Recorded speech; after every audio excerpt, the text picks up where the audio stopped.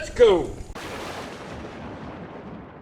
All right, I just got done framing up this garage, which you will probably see in a forthcoming video. Now we got to put that door in that hole. Shouldn't take too long. It's pretty straightforward. I've got my impact driver, my lock set, a regular screwdriver, got some caulk for under the sill, got a bunch of shims to fit it right, got some 2.5-inch screws for the brick mold, and a different bit for these screws, which come in the packaging. I think there's some more in there. And you have a level. That should be everything we need. So I already dry fit this. So we're gonna go ahead and get some caulk down at the bottom and slap that in. I don't know what your experience is, but these doors tend to have issues right along the sides at the bottom. So I definitely add extra caulk there. Make a big old fat mess.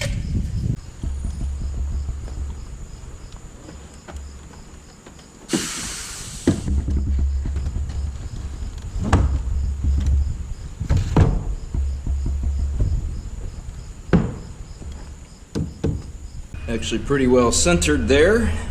So I'll plumb it on the outside and then I'll run some screws through the brick mold up top, down below, a couple in the center on either side to temporarily hold it.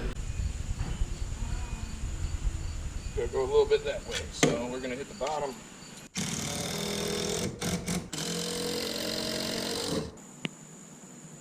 I don't bother with the bottoms on these. I'm trying to keep it all square. I hit the bottom where the threshold is down onto the concrete and contacting everything, and then I just tweak it over, and it usually actually works better that way.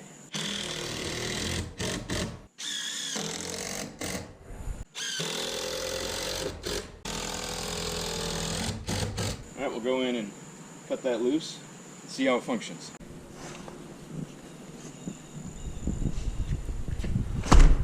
That's a good gap up top. It's not bad. We have a shim here, but that's fine because you want to shim where the strike is and stuff. And then we'll adjust with screws through the hinges. I'm going to throw the deadbolt in first because that's usually kind of the biggest pain in the butt to line up. So I like doing that one first and then just make the handle strike, you know, the plunger land where it works. I'm not really going to go over the installation, how to install these, because they're all different. This is a quick set. These are really nice to work with on these doors. I think these are locally manufactured doors, but most doors are all the same. It's just a matter of how they mortise or don't mortise for where the stuff belongs on the door there. These work out really well with quick set.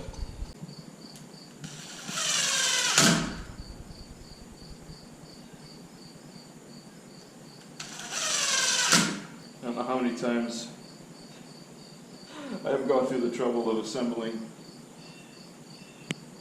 deadbolt, door, handle, whatever, and you realize you put the key to the inside and you got to take it all back apart. That key is on the outside though, so we're good.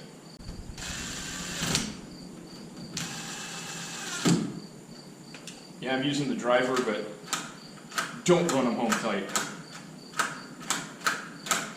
That's good action there. This door comes with adjustable security strikes here. Kind of nice. You can get everything adjusted just right so it closes good.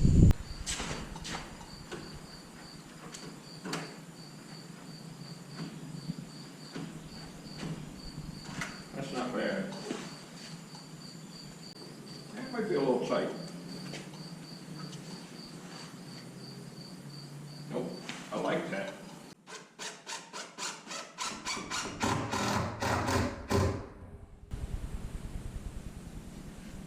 Check it before I put the second screw in. Just a little push up against the weather strip. Good.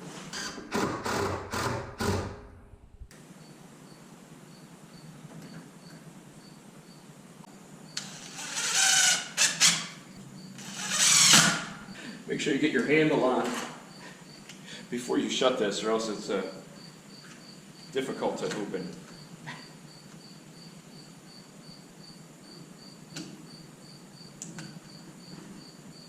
This is where the regular screwdriver comes in handy.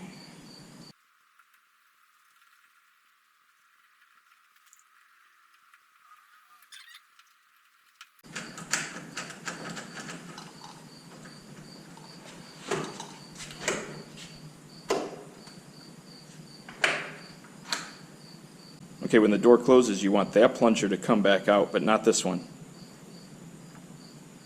It should be like that, if you can see that. So you need to get the strike right there.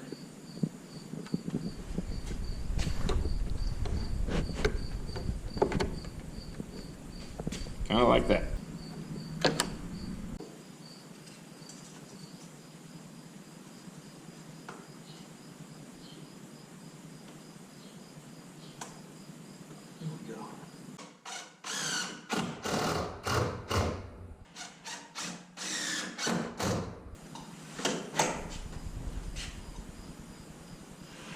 Pretty good gap on that side. Run some long screws in the hinge side. There we go. I just want kinda snug.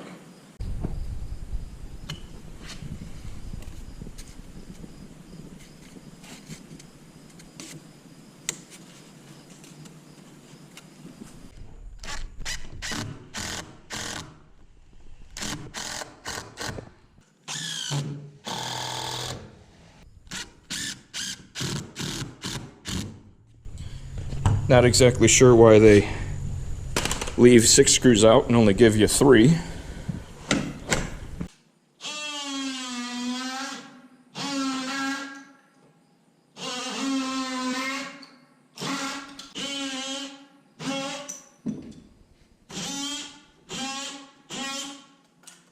Wiggly saw for the win.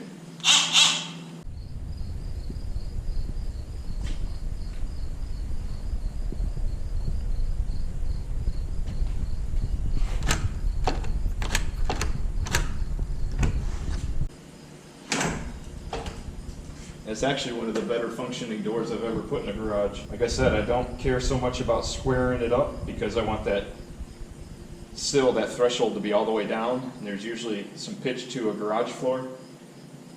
So I get the bottom and then I bring it whichever way it needs to go. And it leaves me with a decent gap all the way around.